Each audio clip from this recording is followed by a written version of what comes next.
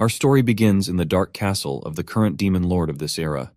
The outward appearance and atmosphere of the castle were harsh and unforgiving, befitting the presiding lord. Tonight is vastly different from a normal one. The massive gates of the demon lord's chambers have been forcefully kicked open. A sinister smile crept up on the demon lord's mouth, as there was only one person who could have gotten this far into her domain: the legendary hero. That's right.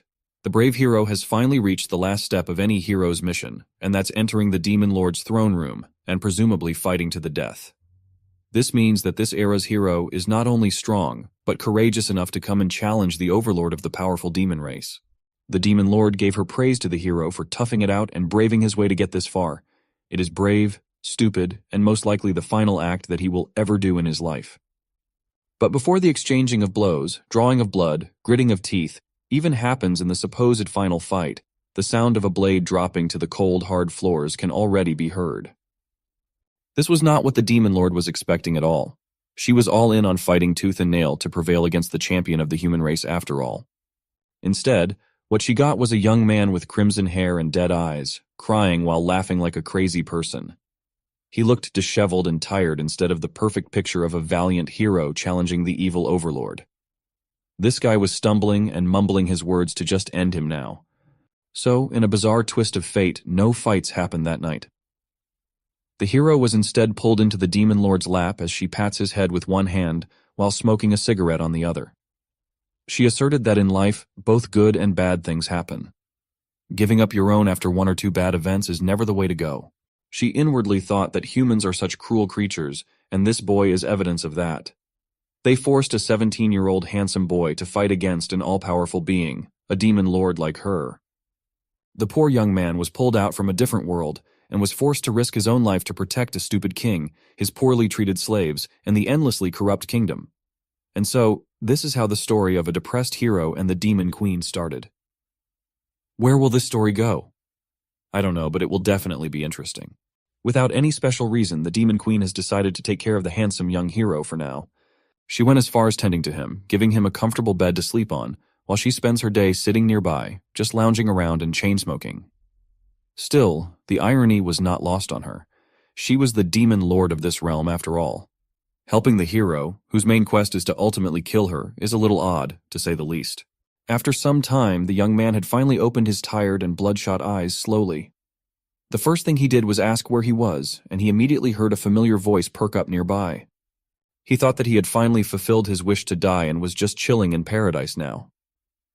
That thought made him contort his mouth into a weird-looking smile combined with his dead eyes. The demon lord saw this and jumped in fright. This young man had such a creepy smile. Once he finally realized that he was not alone in this room, he also jumped in fright and promptly asked if Madame Demon Lord had also somehow died and joined him in paradise. She quickly dispelled that assumption, though. The depressed hero felt his body's various injuries and reckoned that he was still alive. The next question in his mind was where in the hell he really was. She casually explained that they are in one of the rooms of the Demon Lord's castle, on account of the hero crying so much that his eyes turned as red as his hair, and eventually fell asleep on her lap. That's when the Demon Queen herself carried him over to rest in this room. Now that he was given the rundown of the situation, the next thing he wants to know is when does this woman plan to finally kill him? She lazily answered that there won't be any killing happening. She just won't kill the hero, at least not now. Instead of feeling relief from hearing that he gets to keep his life, he looked even more downtrodden and disappointed instead. The halls of the Demon Lord's castle looked dark and bleak, the only source of light in the room being the moonlight from the open windows and the spark of the Demon Queen's cigarette. As she walked through her domain, she couldn't help but ponder just what in the world was wrong with this hero. Also, he's been here for quite some time now, and she doesn't even know his name. Thinking about him constantly got her blushing just a little bit. That guy was weird, or maybe she got it all wrong. And she was the one being weird in this scenario. She was running errands all around the castle when she was halted by the sight of a bright light coming from the front. On the massive balcony on one side of the castle stood the young man that she rescued. He was just standing there, unmoving like a statue under the bright light of the shining stars in the night sky. It made the Demon Queen pause. She walked closer and asked the hero if he was enjoying the stars tonight. The young man barely paid any attention to her, let alone her casual question. He just gave a nonchalant hi. Then the young man stated that when he looks at the stars, he remembers one of his good friends. To that personal bit of information, the Demon Queen did not know how to respond. She might not know what words to say, but the beauty of the night sky reflected upon her eye and beautiful face were plenty enough as a response. The Demon Queen thought that this might just be the right time to ask the hero his name. The brief look of life in his eyes was gone once again after hearing that question. He had almost forgotten his original name. Everyone in this world just calls him a hero. Sometimes people call him Hey or Kill the Monster or Little Shit or Untalented Dumbass Monster and many more. Demon Queen reeled him back a little and clarified that she wanted to know what his parents named him. That clears things up nicely. The hero's name is Itami. While still looking up at the stars, not letting her eyes let go for a second, the Demon Queen wanted to present Itami with an offer. Hearing those words come out of her mouth in such a sultry voice made the depressed hero blush. His tears were starting to well up again for some reason. She noticed this and was confused once again. It seems like this guy really likes crying every time they interact with each other. Itami started trying his hardest to wipe the tears away, but they just kept on flowing out. It's just that in this cruel world, he was called by his original name only 2 times. He was just glad to hear it again after a long time. She did not think that it was that big of a deal. She did not think that the human world had been even harsher on this young man than she initially thought. Demon Queen wanted to continue what she wanted to say when she was about to call him hero. She made the conscious decision to stop herself midway through. She wanted to call him by his real name, not by the name and title that the kingdom has forcefully thrust upon him, Itami. The sympathetic Demon Queen took a quick step back, turning to Itami with a wide smile that flashed her adorably terrifying monster fang. With her arms stretched wide along with that beautiful smile on that blushing face, her demonic wings did not look so grim at all. She announced that starting today, Itami is free to live in her castle and serve the role of being her personal bodyguard. She promised that everyone would be calling him by his real name from now on. The sight of this supposedly ruthless demon overlord looked more like an angel sent from above in Itami's perspective. Every time she says his name, his broken heart repairs itself bit by bit. And when she finally said that he would be happy here, the tears that were born from grief and debilitating sadness were replaced with tears of comfort and hope. For the second time in his life, Itami's wounded heart and soul began to heal ever so slightly. The emotion-filled night has passed, and the sun has risen on the Demon Lord's castle. Itami and the Queen were walking the halls together. It's a good thing that the demons in here don't know how the hero actually looks like.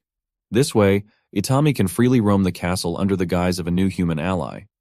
That last bit of information came quite as a surprise. He did not know that the demon faction had human allies to the point of making it possible for him to roam the castle without any demon batting an eye. She confirmed that they do have some arrangements with a few selected humans. Besides Itami, there are 3 more people that are formally members of the Demon Lord army, though they are in human kingdoms right now as spies. On an unrelated note, she actually wanted to bring up something extremely important to Itami. She looked at him and only now noticed the sorry state of the young man. This guy was wearing a tattered homeless hoodie and shitty pants. His whole fit was cooked, from head to toe. It was abysmal. The Demon Queen's eyes lingered on his hands. They were full of battle scars from who knows how many death-defying duels that he endured. When she continued scanning him up and down, she just had to ask how many times and when was the last time this young man had even changed his clothes. Itami meekly explained that he hasn't had the chance to change clothes since arriving in this foreign world. That cannot be possible. As far as the Demon Queen knows, the hero was summoned 2 years ago, and the Human King announced his arrival to shock the entire world back then. That was actually false information, as Itami arrived in this foreign world 2.5 years ago. For the first confusing half year in this place, he was chained to a table where a creepy guy conducted painful and inhumane experiments on him, day in, day out. After that torturous 6 months, he was sent out into the world with the merciless king assigning him so many quests that he had no time to even change his clothes. It was so bad that he had no time to even take a bath even if he wanted to. Just when the Demon Queen thought it could not get any worse, Itami just casually dropped a new trauma bomb while they were strolling the castle.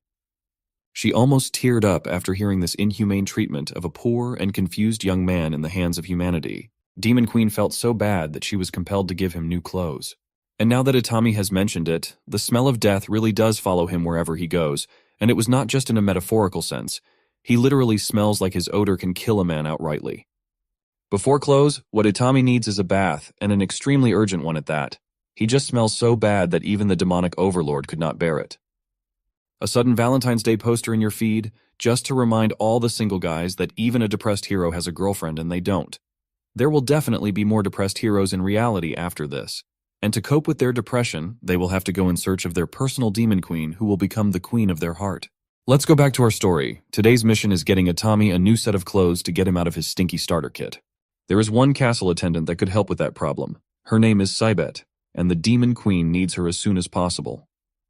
This tanned, demonic maid with a single horn on the left side of her head was just one call away to attend to her master's demands. Her curtsy might look graceful and full of disciple, but in reality, Saibet is quite a troublemaker. That smug smile alone is an obvious sign that she is not your typical subservient and well-behaved maid. The demon queen was surprisingly respectful to her attendant. She takes care of her people very well. She promptly introduced Itami to Saibet, the demon queen's personal maid and good friend.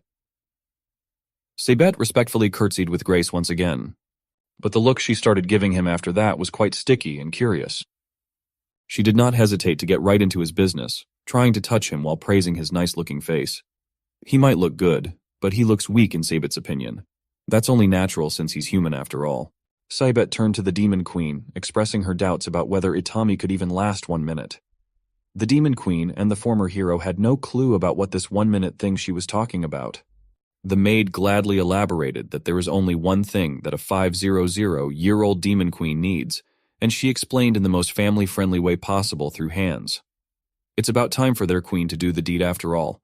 If she was not being straightforward enough, Saibet just outrightly blurted out that the queen should finally lose her virginity, or be one forever. And if the demon queen does not hurry, Saibet might just go ahead and steal this new boy from her master outrightly, jump his bones and all that, as they say. The demon queen had to hurry up and grab Itami to cover his ears while she instantly gave Saibet a salary cut for being so inappropriate. That stunt earned her minus 1,000 gold coins. Based on her grim reaction, it seems like this was quite a regular occurrence for the unruly succubus maid. And something tells me that it is more or less for the same reason every time.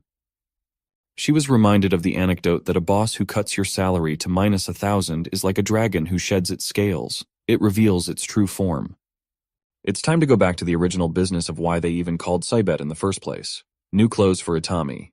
In this massive castle, they don't really have new clothes that will fit the frame of an average human, but what they have are the demon queen's brother's wardrobe.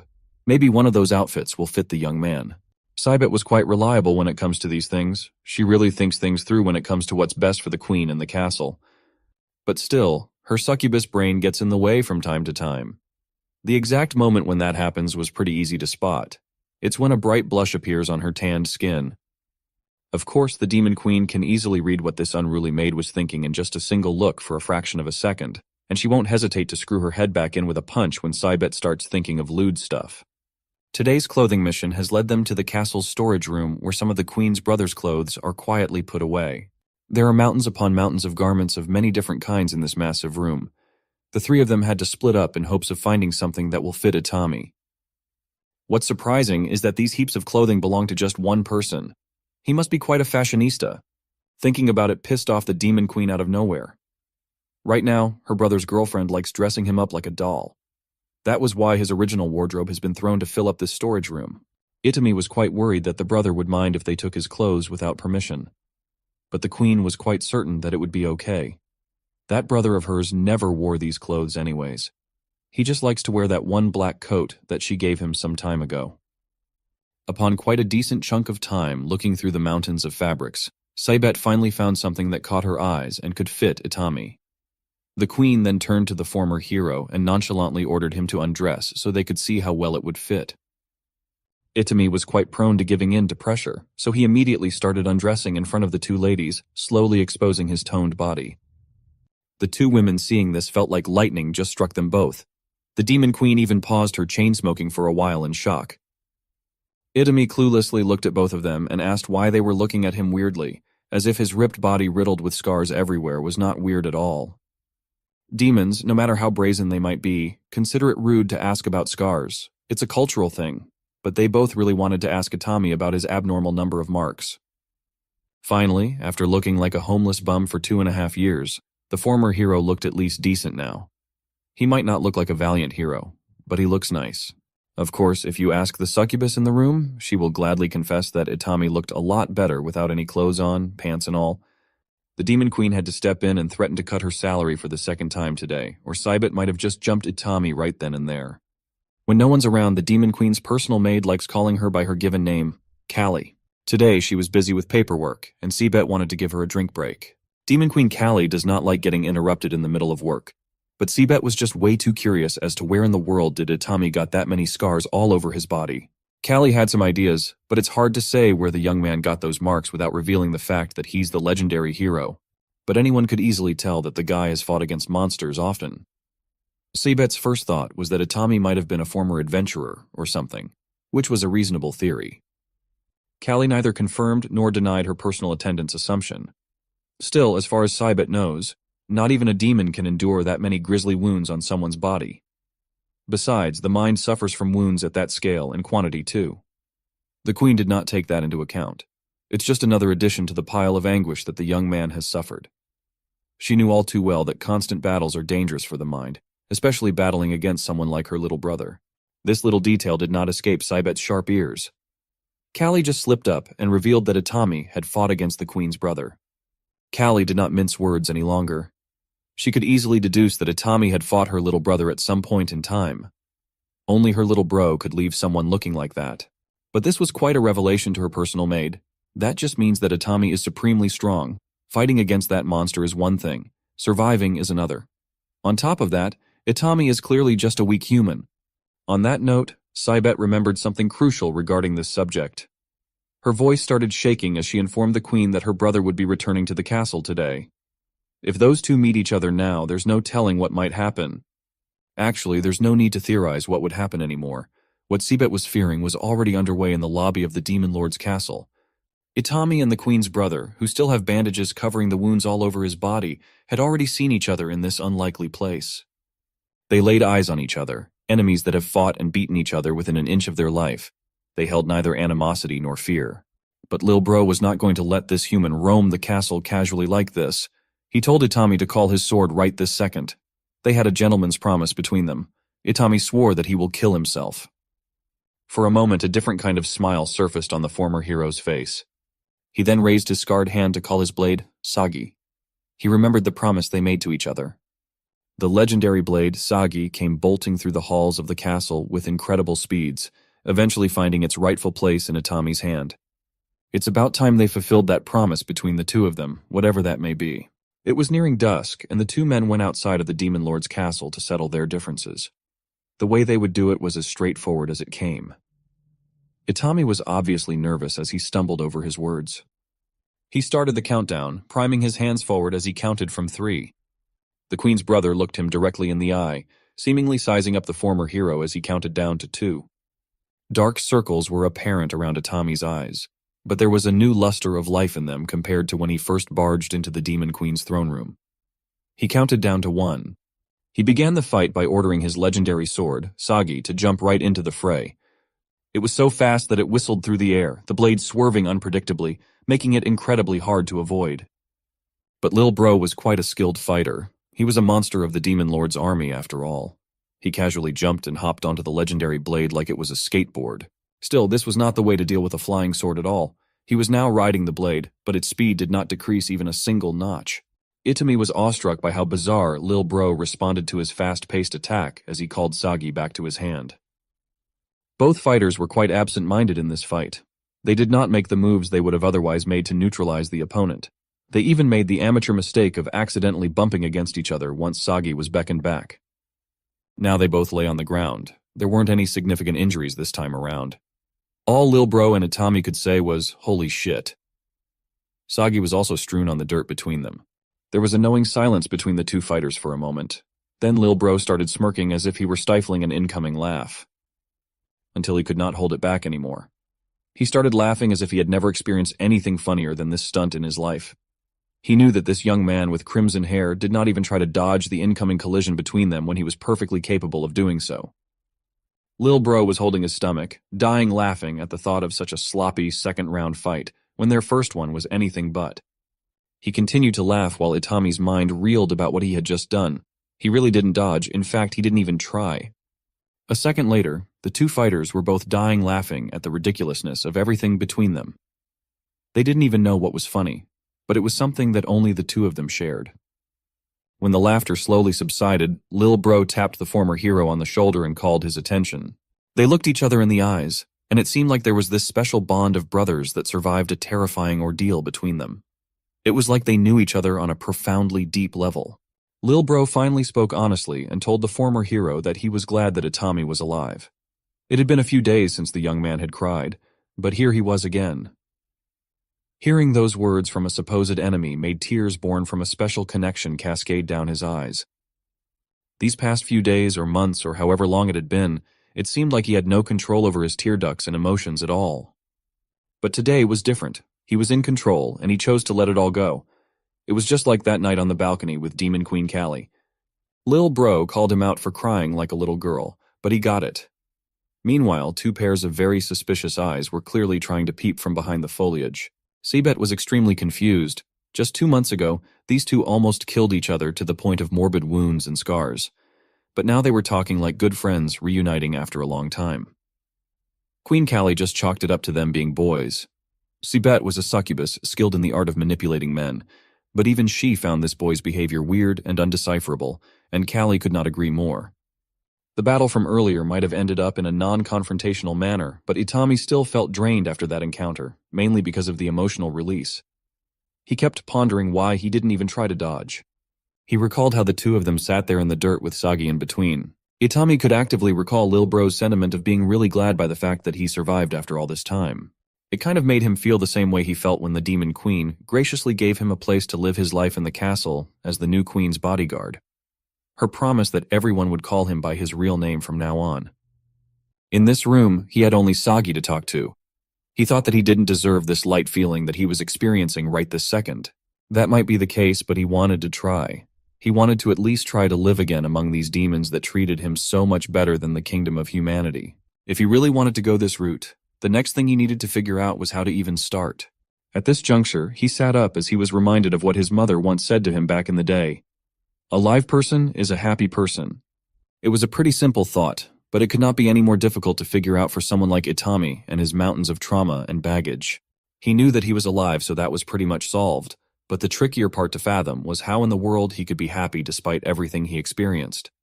At that moment, the legendary blade Sagi seemingly heard his dilemma and decided to respond in kind.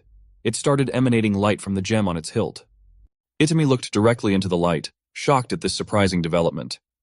He was shown a vivid image of a little girl feeding a rabbit beast with a toothy grin, even though she was missing a tooth. The girl called him Brother Hero and asserted that happiness comes from giving and not receiving. Just look at her smile and how big it is, despite not having perfect teeth. She doesn't care at all because she's just so happy to have fed this rabbit, to help a helpless being. Itami felt his head cleared up of any clouds. The answer was right there all along. Sagi just needed to guide and push him to it a little bit. The first step he wanted to do was to get out there into the world and do good for both his and others' sake. Itami just seemed a little too eager to even use the stairs, so he just jumped from the balcony out of his room. Hero diving into the ground and asking one of the maids if she needs any help for anything. The maid was just doing her chores, singing without a care in the world, so she was shocked to hear and see the queen's bodyguard appearing out of nowhere. Seibet was just doing her usual rounds around the castle, and she saw this exact scene. Out in the courtyard, Itami was actually interacting with other people instead of gloomily isolating himself inside his room like usual. It was certainly a bizarre and new sight. She quietly watched from a distance as the young man bashfully helps the maid with her chores. The green-haired maid was very into it. She was practically swooning as fireworks exploded in her heart and head. While Seibet was watching from afar, the first thing she thought about was Demon Queen Callie, and how her boy almost got stolen right under her nose. As if the exchanging of words and intimate glances were not enough, the two had already graduated to gradual physical touch in no time. Another day, another new shenanigan in the peaceful Demon Lord's castle. Demon Queen Callie didn't even know what she was looking at in this situation. She just asked her personal maid, Seibet, if this thing was really necessary. With a grim expression on her face, the succubus resolutely answered that this was a matter that needed to be addressed as soon as possible. She even went as far as essentially abducting poor Itami, securely tying him to a chair and gagging him with tape. This whole stunt looked utterly ridiculous to the queen. Seibet just wanted her boss to wake up to the fact that her boy almost got stolen by another girl, another maid in the castle. Callie didn't even know what this succubus was talking about, nor did she care too much. The maid felt sorry for her master. Sure, she was the great demon queen adored by her people and feared by the enemy, but she was such a foolish woman. To this, Callie threatened to cut the maid's salary in half, but this type of intimidation tactic would not work anymore. It had gotten to the point that she could not cut what didn't exist anymore. Itami had lived in the Demon Lord's castle for only 2 weeks now, and in that short span of time, he kept on doing selfless deeds that led to the establishment of a fan club of some sort. The members included the maid girls and even the queen's little brother. This time, it had become clear to Callie just what was at stake. She finally saw what her personal maid was so desperately trying to make her look at. With these two fearsome women teaming up, it was not looking good for our boy. Seabet had an inkling of an idea. She read somewhere that if they cut a male creature's balls, he would become calmer by nature. Callie was blinded by the rage that was building up. She agreed that Itami did not need those balls anyway. Seabet was just glad that her master was finally on board after being so blind for so long. The duo immediately set out to find scissors. Itami was already freaking out as he heard this ridiculously unhinged conversation. He was helplessly bound and gagged, so he could not even scream when the two finally decided that they would just use a sword after failing to find scissors.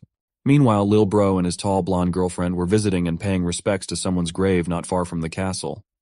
It was at this moment that he felt a tingling sensation. The brotherly connection he shared with Itami made him feel as if something was incredibly wrong. This prompted him to cut the grave visit short as he needed to go right now, and fast. Somehow, someway, he knew that his friend needed him. So Lil Bro ran as fast as he could to reach the castle right away. Inside the Demon Queen's office, the two women were still debating on the exact method to cut Itami's balls off. They feared that if they used a sword, the young man might die as humans just have inherently weak bodies. Unbeknownst to them, Lil Bro had already snuck in. He tried his best to figure out how to untie the bindings, but Seabet was just too good at it for some reason. He did not even know what Itami did to deserve this treatment. Callie was starting to consider just leaving the former hero tied up for the rest of his life so they wouldn't have to cut his balls off. That plan might not work, though. Lil Bro was just dragging the whole chair to get out of this place first and foremost. Seabet wanted to propose another plan, but Callie already knew that it would most likely be lewd, so she stopped the maid from elaborating further. The next day arrived, and it was as if the almost neutering event had never happened. Itami was lounging around the castle halls, looking at a lone flyer posted on one of the imposing pillars when Queen Callie happened upon him during her usual rounds. He was so engrossed in reading the flyer that he didn't even notice the queen until she spoke up and asked him what he was looking at. The former hero was extremely fascinated by the fireworks flyer posted up. He didn't know that demons celebrated the fireworks festival too. It turned out that it was an interracial holiday celebrated by all. Every race on this continent had its own version of the fireworks festival. That's because on this day, everyone remembered those who were no longer with them in this world. Death was a universal experience, so it was only fitting that everyone celebrated those who had passed. Itami was clearly fixated not just on the flyer but on the event itself. Queen Callie could see that. So, she went ahead and asked the young man if he wanted to go to the festival without a second thought. Itami answered that he would like to, but he had the duties of serving as Callie's bodyguard, sticking to her closely at every waking hour. At times like this, he should be ready to protect the queen in case something unexpected happened.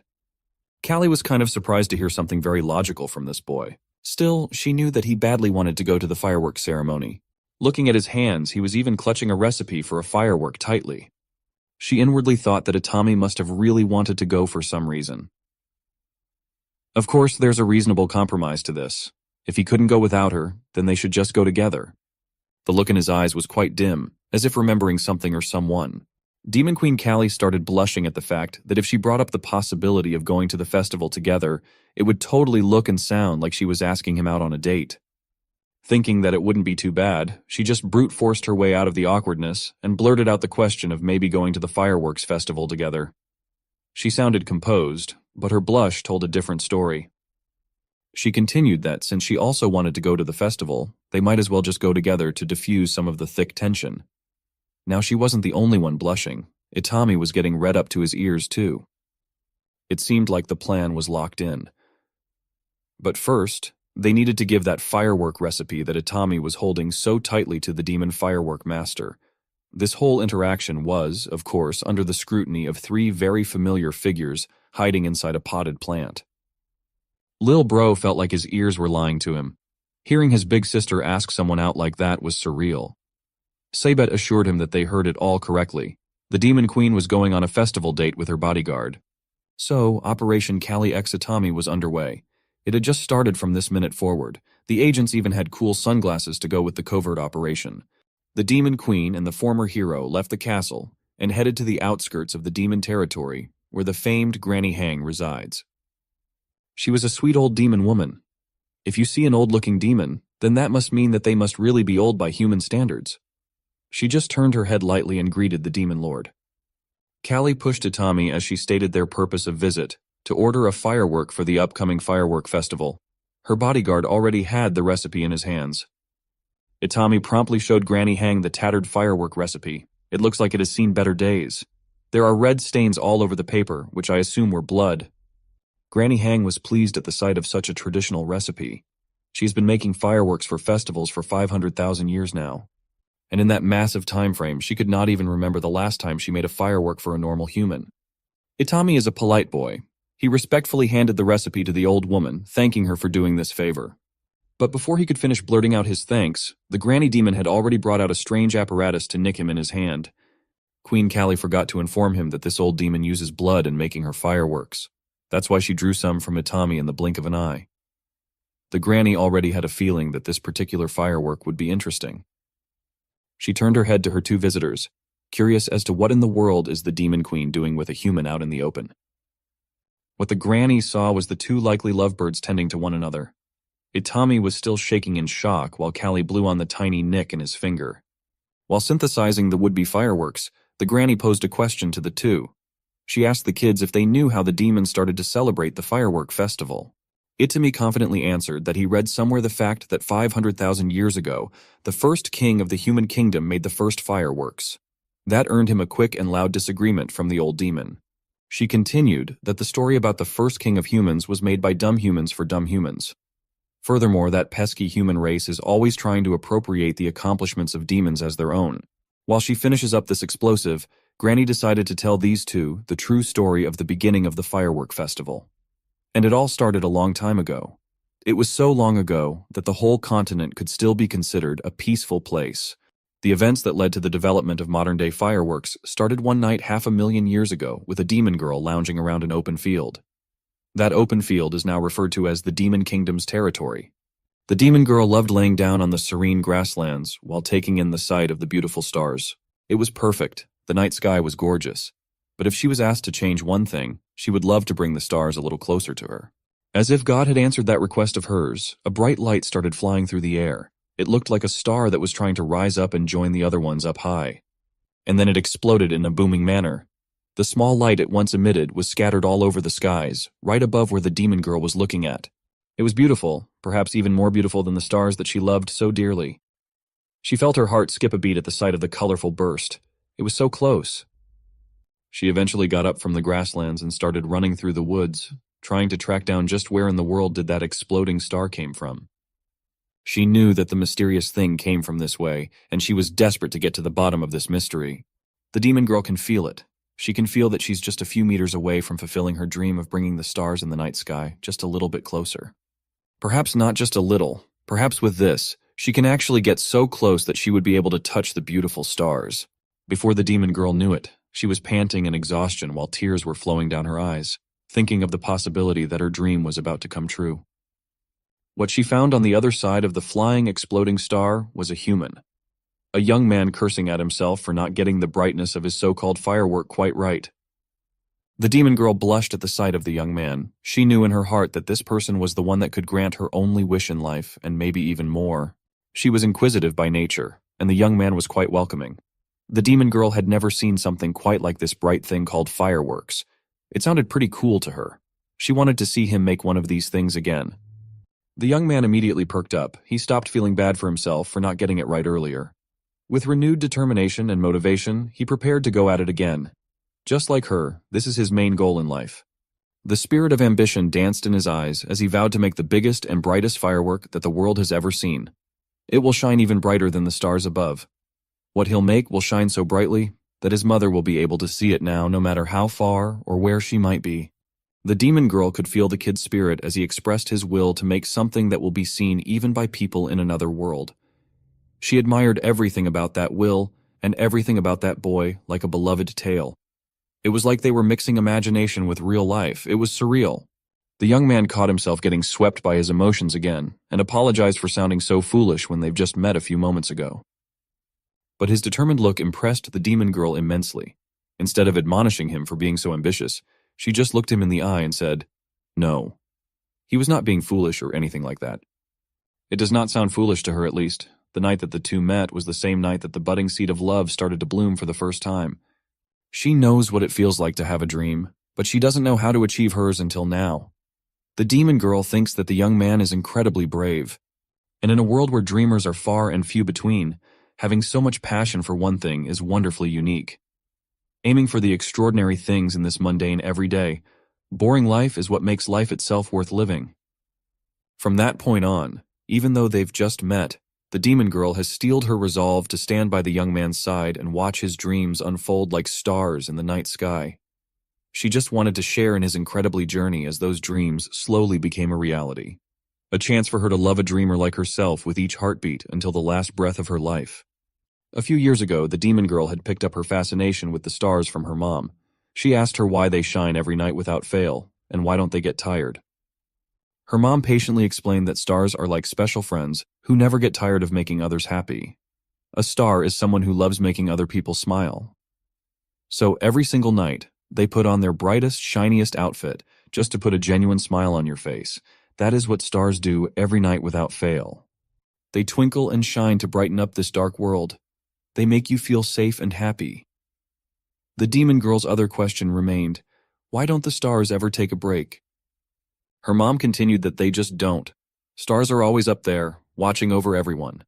They're like guardians of the night sky, and they want to be there for everyone whenever they have the slightest urge to look up, no matter when that is. It's just their way of telling everyone that even when things seem dark, there's always a little bit of light to guide us.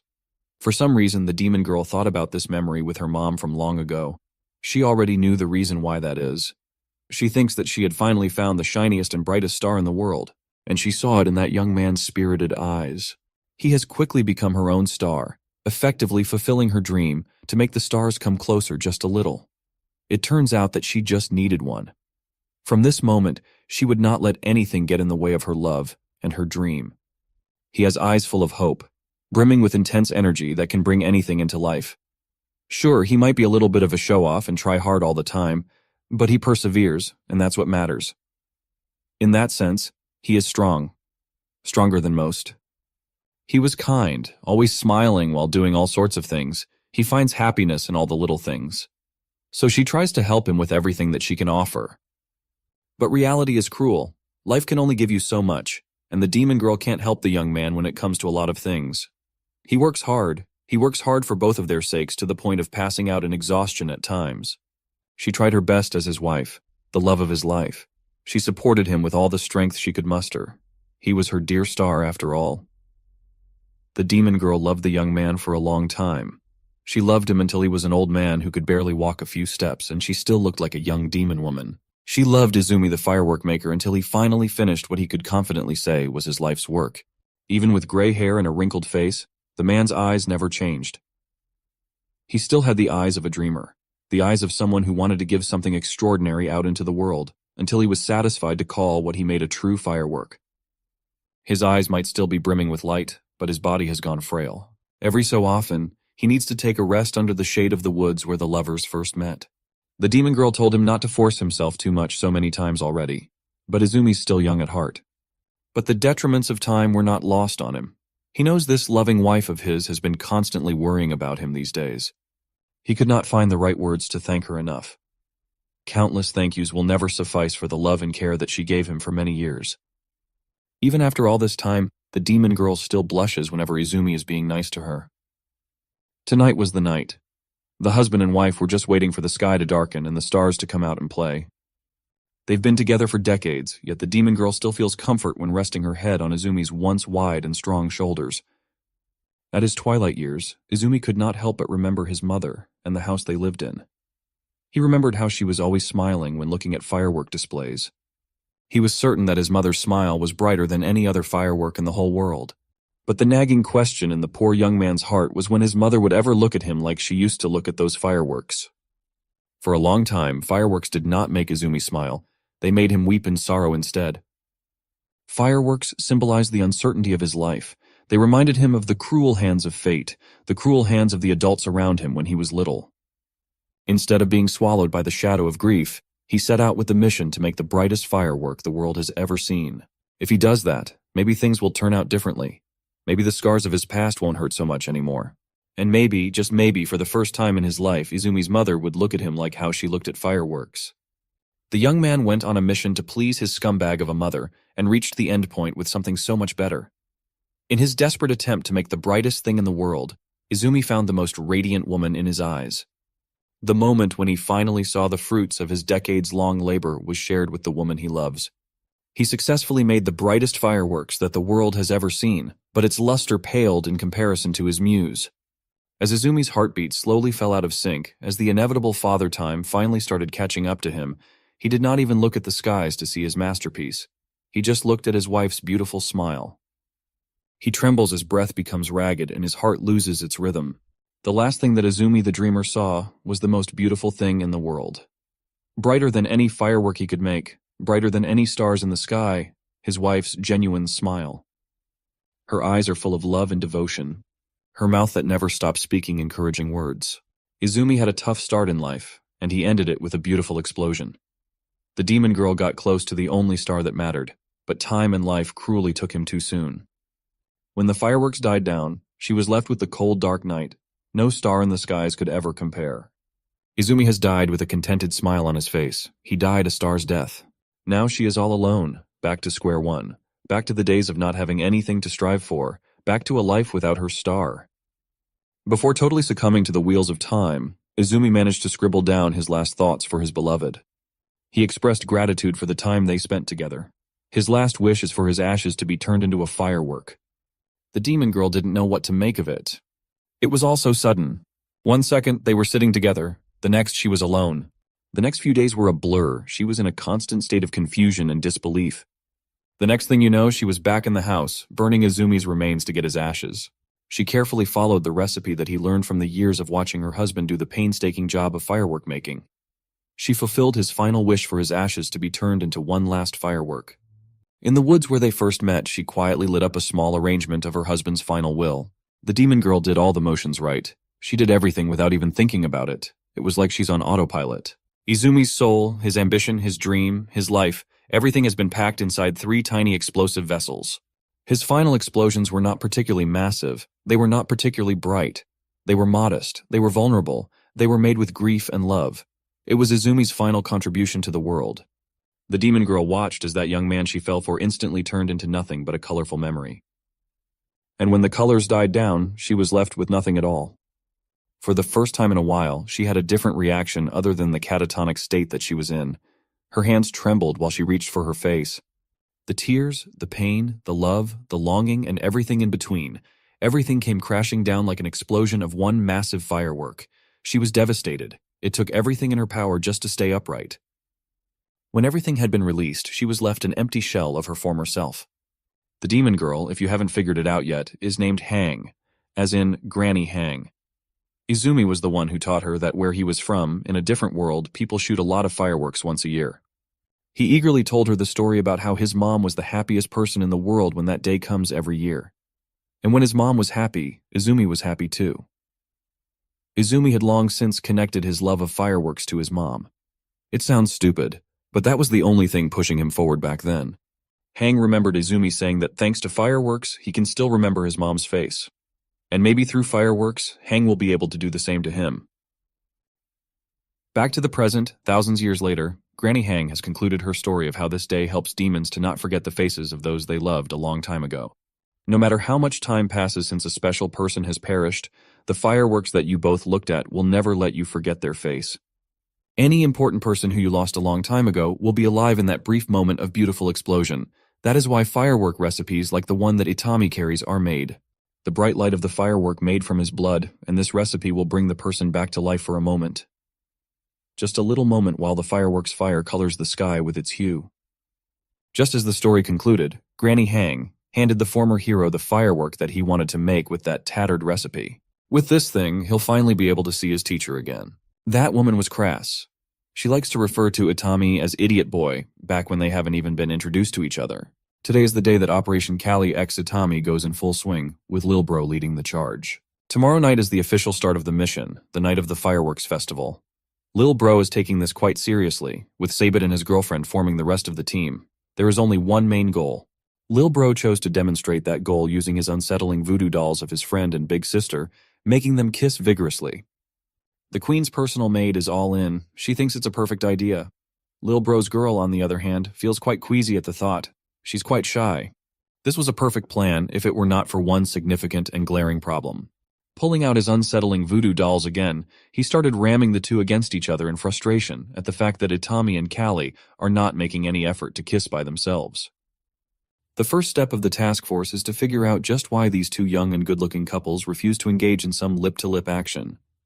When Lil Bro asked for ideas, the first thing that came to the succubus's mind was that maybe the Demon Queen does not like the size of Itami's package. Hearing this made Lil Bro's girl blush to high heavens. It was good that Seabet was engaging with the planning phase, but Lil Bro just does not see her suggestion being the case. He thinks that his sister does not like Itami because the poor guy looks like a burned stick or something even worse. Either way, the answer is quite simple. They should just make Itami more kissable. That is when his girl comes into the picture. They desperately need her help in this mission. There's no one who can fix this problem other than his beloved girlfriend. Itami can probably be easily spotted if you just look at the corners of the castle where a young man could cry or something. It is Lil Bro's mission to find and make Itami more presentable. After getting the fireworks dedicated to his teacher, Itami could not help but reminisce about his experiences with her. Like that night in front of the bonfire after a bloody battle. The legendary blade, Sagi, was covered with the blood of enemies that the hero just slaughtered. Even up to that day, his teacher still liked calling him an idiotic boy. She just refused to call him by his name, or even hero for that matter. This woman just looked at him like he was a clueless waste of space sometimes. Her crass tongue was quite harsh at times. That night she asked him who he really was. Itami was quite new to this world back then. He didn't even have the countless scars on his body and the gnarly mark on his face. He just answered that he was the hero. This was back when he still held pride in being dubbed and labeled as humanity's champion, the hero, when he believed that he would be the one to kill the demon lord and save the humans or something idiotic like that. He was full of life and motivation back then, and the green-haired mentor just looked at him with pity in her eyes. Then upon realizing that he was serious, she stifled laughter by sucking in air, not letting the rude amusement go. But she ultimately failed to contain the incoming chuckle. She laughed so hard that she started crying. When asked why the hell would she laugh at his mission, she just dismissed the pissed-off Itami as it was nothing. She just felt like laughing. Back to the current day in the Demon Lord's castle, Lil Bro's girl is disgruntledly roaming the halls in hopes of finding that bodyguard. She doesn't even like the guy, and she was supposed to make him kissable somehow. Actually, she hated that young man with a passion. Every time she thinks about the state that her beloved was in after his duel with Itami, she feels weak, and then the anger takes over. She hates that new queen's bodyguard to the bone for what he did to her man. Add to that the difficulty of finding a person in this gigantic maze of a castle. She could not help but tremble in rage as she pulls on her hair in frustration. After yapping and trying to control the sea of anger that she was feeling, it was like the heavens did not want her to lose control. Itami was just standing there in front of her, lounging around like an aimless zombie. Fast forward to the night of the fireworks festival. A handsome young man with newly trimmed hair was standing amidst the bustling crowd, seemingly looking for someone. It looks like Lil Bro's girlfriend did a magnificent job in making the former hero just a little bit more kissable. With a new fit and fresh cut, he looked much better than when he initially entered the Demon Lord's castle, looking like a homeless bum.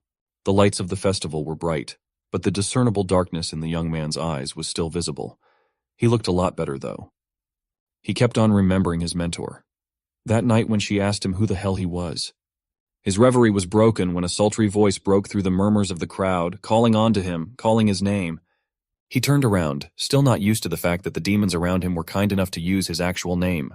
As soon as he laid eyes on the owner of the sultry voice, he felt his eyes dilate and his cheeks become a little warmer with blush. Demon Queen Kali was out of her usual combat armor attire, substituting it with a traditional festival robe. It was the first time that he saw her in a different outfit. His change in the drip and hairstyle department also did not go unnoticed. The Demon Queen was surprised. Itami nonchalantly replied that he did get a cut. He has her lil bro's girlfriend to thank for this one. For some reason, Queen Callie was still harboring some deep, deep hatred for that girl. She likes calling that tall blonde a bitch. Just when the confused Itami was about to inquire about that choice of words, the queen was already rushing to his side. Callie was quite strong. She's a demon overlord after all, so she could just easily drag her bodyguard through the streets to avoid talking about that hateful blonde. Amongst the crowd, that same woman was just standing menacingly near one of the festival stands. It looks like she also decided to wear a traditional robe. You can never see her eyes under those egregious bangs, so it is quite difficult to figure out just what she was thinking at any given moment. But at that moment you could tell that she was furious with what she heard. This was the gratitude she received for her efforts. A few days ago, Lil Bro's girl essentially abducted Itami while he was roaming the castle halls like a zombie to give him a forced makeover. While she had him strapped to the chair, Itami did not know what was going on. Her mind was stuck on the image of her man's condition after that horrible fight. She had her scissors ready. It was supposed to be for cutting hair, but there were brief moments when she had the urge to just cut or stab Itami on the neck. Meanwhile, the former hero was just behaving politely. He was getting a free haircut after all. It's also too quiet in the room. He thinks that he should maybe strike up a conversation. Her thoughts were vastly different, though. She got murder on her mind. Itami spoke up. He told her that his big sister used to cut his hair like this. That was way back when he was in a different world, which he disguised as home village. But when he became a hero, disguised as an adventurer, now he can't go to his big sister for haircuts, as it's just too far. Because of that, Itami has had this mess on his head for a long time now. This conversation was dangerous. There were multiple times when he almost slipped up and revealed himself as the hero. As the tall blonde continued to cut his hair with some occasional thoughts of slitting his throat, Itami was enduring the awkward silence between them. She finally opened her mouth and blurted out her first words to him. She asked him if he was lonely, that nobody could cut his hair since becoming an adventurer. Itami honestly answered that that's not exactly the case, as there were some people in his time in this world that cared. He used to have the best teacher in the world and a little girl who used to call him Big Brother. They were happy back then. He could not forget how rambunctious, crass, and loud that mentor of his was. He also could not forget how sweet and caring that little girl that he looked at as a little sister was back then. But misfortune has never stopped following him in this godforsaken land. That little girl's innocent smile turned into pain and shock when her head was impaled on a stake. The best teacher one could ask for has died in his arms after a grueling battle with superior powers. One way or another, he always ended up losing everything, losing everyone important to him. Hearing Itami recalling his losses actually made Blondie cry unconsciously. In hopes of not looking soft, she insisted that she doesn't cry. She just condenses sweat in her eyes. The hairstyling session lasted quite long, but she was amazing with the scissors. Every cut was perfectly done. It was A1 premium service all in all. At the tail end of the session, she started thinking about Noah again, also known as Lil Bro. She would not be able to forget the night that they found Noah after the fight against Itami. They did their best with what they must treat him. The poor guy could not even eat without help. Noah said that his opponent was injured as badly as he was, and they did not think much of it at that time. Now that they know who Itami was, how kind and hardworking he is as a person, she begins to think about how much he must have suffered with all those grievous injuries when nobody was there to take care of him. Of all people, she would be one of the few that fully know just how it feels when you are left completely alone. She was an elf in the castle of the demon lord. To make matters worse, she has cut ears. In demon culture, and even elven culture, having your ears cut is a sign of big shame. She had finally finished Itami's makeover, and it was glorious. This man that she just gave a haircut to dared to touch someone who truly loved her even despite all her flaws, despite her shameful cut ears. Noah is a kind soul. He's the brother of the demon lord, but he's a good person. He easily forgave Itami for what they did to each other. But Blondie just cannot find it within herself to forgive and forget. As she was thinking of that in the middle of the festival crowd, Noah came in and gave her a childish fright. Of course, that earned him a full-powered hit on the top of the head for being a childish idiot. Noah and his girl eventually made up, and they are now going on a stroll around the festival, perusing the stalls and enjoying the celebrations while holding each other's hands. He got her a caramel apple to munch on while they were walking around. It looked like she liked sweets. For some reason, she wanted to look at Noah from the side, her cut left ear protruding out of her hair. But she was not the only one bearing the cut of shame in the vicinity. Noah had it too. Both of their left ears were shamefully cut for some reason. Noah called her attention while she was busy staring into his left ear. With his usual laid-back tone, he admitted that she did a good job in making Itami ultra-kissable. In fact, she was so good that even Lil Bro himself wanted to give the guy a kiss. But on a more serious note, this means a lot to Noah, and he was grateful to his girl for going through with it even though it was a tough ask. He knows that she hates humans, especially ones that dared to hurt her loved ones. She still went through with the assignment to help his friend, and Noah could not appreciate it more. In that moment of genuine words, she could not help but blush. Noah may be childish at times, but he can be quite mature in his own right. Moments like this one make her remember that horrible memory when she was captured by human poachers. Those people are messed up in their heads. They wanted to try what elf ears tasted like. Her family does not have enough money to buy her back, so the kidnappers were essentially free to do what they wanted to the little elf girl. She was defenseless, vulnerable, and scared. But in that moment, the voice of another child yelling at the kidnappers to stop touching her gave the little elf girl a glint of hope. The kidnappers almost forgot that they had another captive in one of the cages. They caught this kid with other demons near the border of human-demon territory. It was a young Noah, a demon child that was evidently tortured throughout the span of his stay in this hellhole. The kidnappers agreed to take their grubby hands off from the elf girl, but they would need to eat something else for that to happen.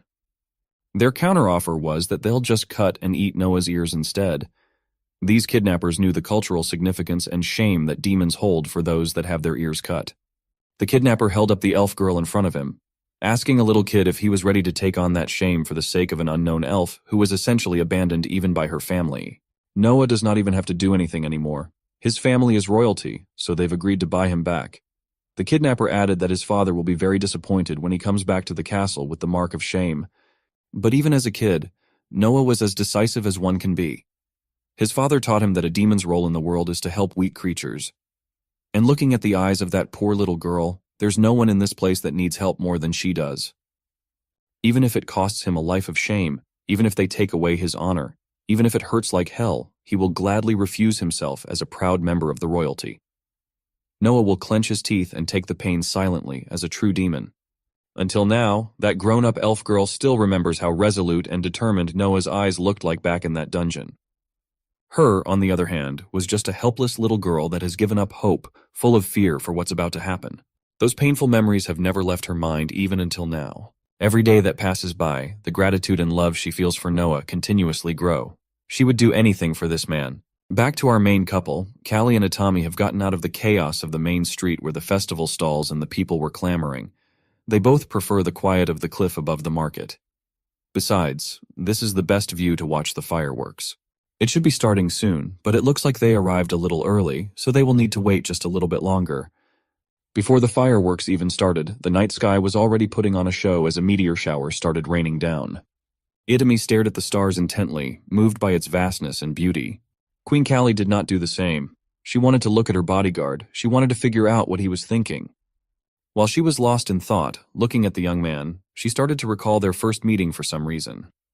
Itami looked like a homeless bum, but what's more striking was how he looked like a lost soul that just wanted his suffering to finally end. Without thinking much further, Callie decided to ask him why he wanted to die that day. Itami took a pause for a moment, thinking of how exactly to answer that extremely loaded question. He finally opened his mouth and just answered the first thing that came to mind. He wanted the Demon Queen to kill him at that time because he felt like he was at the bottom of a toilet clogged with shit. Itami did not know anything about this world at all. Because of that fact, he just chose to trust those that had summoned him here, the people that tore him away from his home world. And when he finally started to understand how this world works, he had already lost those people that have grown near and dear to his heart. Understanding the whole situation between demons and humans, he started hating himself. He felt shame and regret for his deplorable actions in hindsight. Whenever he has to see his reflection in mirrors or in water, he's immediately hit with the urge to vomit. For someone deemed as the savior of humanity, the supposed hero of the story, his feelings for the whole thing were anything but heroic. To that, the Demon Queen just posed a very simple question. She asked if Itami understands that it's not necessary for him to be the hero of the story. As if he was just hit with a ton of bricks, his worldview started collapsing when Callie continued to ask him if he even wanted to be the hero in the first place. He has never heard of that question in the limited time that he has been trapped in this foreign world. What does it even mean to be a hero? Itami started spiraling until he eventually found himself recalling his time in the big city, in his home world with his sister constantly calling him her hero. but in an entirely different way of being one in the new world. She calls him a hero whenever he saves her tummy with his amazing cooking. He always insists that she should not thank him for things like this, as she has been working 2 jobs just so they could survive. This much is nothing compared to what she has been constantly doing for him their entire lives. His sister loved him very much. To her, there is no one kinder and cuter than her baby brother. Likewise, she believes that she's just doing what a big sister was supposed to do. She's even sad that she can't do more and provide more. But there is still hope, and he does not need to worry. She is certain that she will eventually make a huge discovery in the field of string theory. Then the money will come in like a free-flowing river from that point on. Since their mom died, the siblings have had some rough times together. But she assured her little brother that there was no need to worry. His reliable big sister will eventually take care of everything and they will be able to live a life of comfort.